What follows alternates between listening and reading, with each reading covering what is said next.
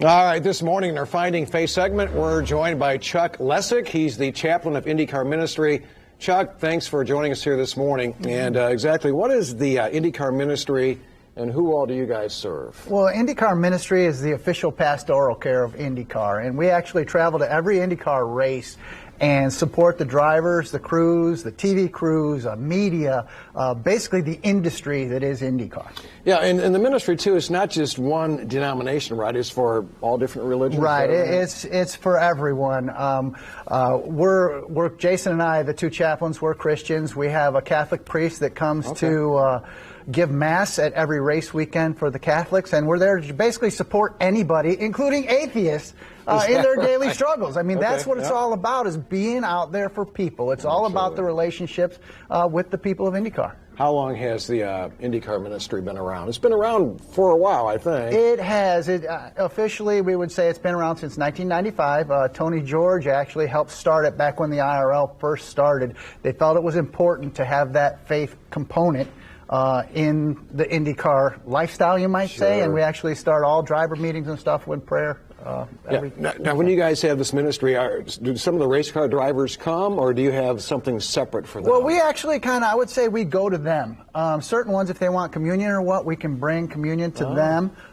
Every driver, before they start a race, we go up to them and offer them prayer. I would say about 85% of them do. Yeah. We have interactions with them. Drivers are very busy on the weekend. Yeah. Their time is very managed. So we do a lot of our work with the crews and the other people of IndyCar.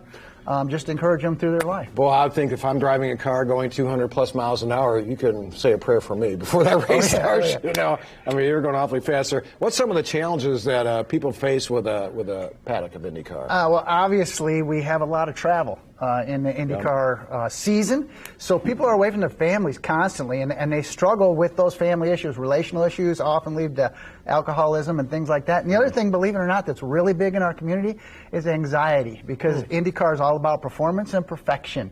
And everybody there is at the top of their game. And if you make a little mistake or what, people let that define them. And we're there to counter that we care about you, not what you do. So what do you say to somebody who comes up to you and says, hey, Chuck, I really have a ton of anxiety. Can you help me out? What do you do? Well, usually we'll go off to the side a little bit and just take a quiet moment together. And I, too, struggle with anxiety. Both Jason and I, the chaplains, have been in that industry, so we know what it's like. So we usually talk them off the ledge a little bit, give them some encouragement. We'll certainly pray with them. Yeah. And then if need be, we'll follow up with them outside of the weekend and maybe get them connected to a counselor or whatever we can do to help them. Well, what's a typical race weekend look like for you guys? Well, it's kind of hectic.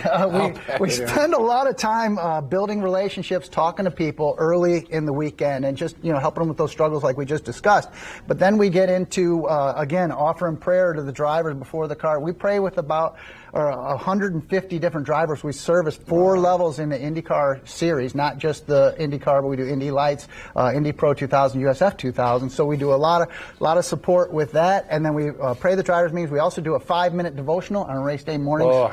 I could go on all morning with this. We only have about 30 seconds here. Just real quick, what is the month of ministry? The month of ministry is just an awareness campaign. We're a 501c3 not-for-profit, supported entirely by donations, and we're just trying to get the word out there about what we do, just to maybe enable us to get the funding to just continue doing this year after year after year and grow the ministry bigger. Yeah, and I think that's what a key thing is funded totally by donations. Totally. Okay. Yes. If people want more information, we have the QR code right there in front of you. Yep, and IndyCarMinistry.org. Okay. And also follow us on social media. Every Wednesday we release new content, just devotionals and encouragement, just to build that relationship with you, our community. I love it. Chuck Lessick, we appreciate it. Thanks for coming on our show this morning. Thank you for having us.